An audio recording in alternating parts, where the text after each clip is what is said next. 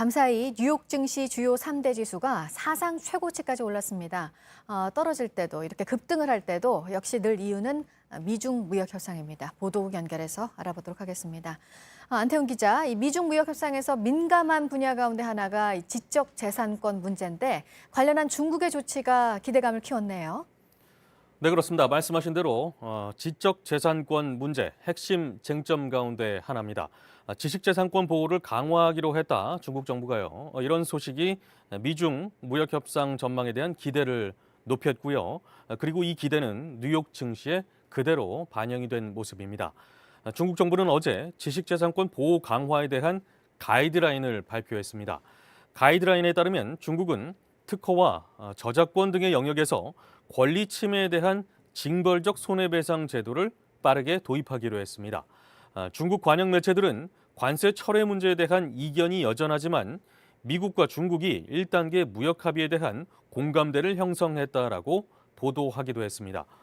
이 같은 긍정적인 메시지가 뉴욕 증시에 영향을 주면서 현지 시간 25일 뉴욕 증권거래소에서 다우존스 30 산업평균 지수는 전 거래일보다 0.68% 오른 28,066.47로 장을 마감했습니다.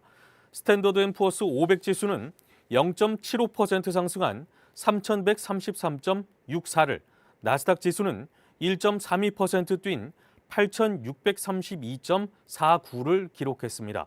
이들 수치는 지난주 기록한 최고치를 또다시 넘어선 것입니다. 가축을 실은 화물선이 침몰한 일도 있었습니다. 루마니아에서 있었던 일이죠? 네, 그렇습니다. 우리나라 해상에서도 안타까운 사고 소식이 전해지고 있는데요. 외신에 따르면 현지 시간 24일 루마니아 남동부에서 출항한 3,700톤급 화물선이 전복됐습니다. 배에 타고 있던 21명의 사람들은 무사히 구조됐습니다만 화물칸에 실린 14,600마리의 양 중에 32마리만 구조된 것으로 현재까지 전해지고 있습니다. 네, 끝으로 아프리카 민주 콩고 공화국에서 무장기관들의 공격으로 민간인 8명이 숨졌다라는 내용입니다.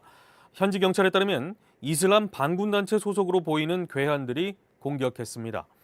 이달 들어 콩고 민주공화국에선 이 같은 반군단체들을 소탕하기 위한 대규모 군사작전이 펼쳐지고 있습니다.